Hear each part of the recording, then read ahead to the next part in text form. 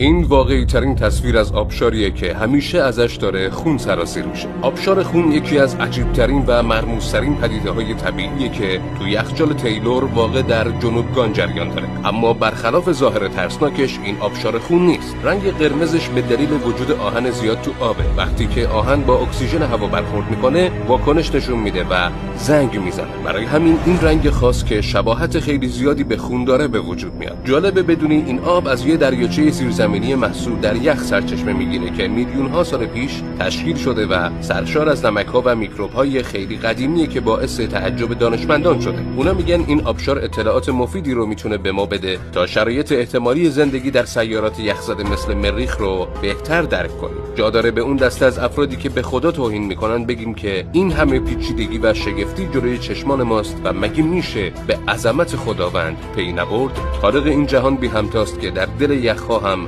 نشانه‌هایی از قدرت خودش رو به ما نشون میده.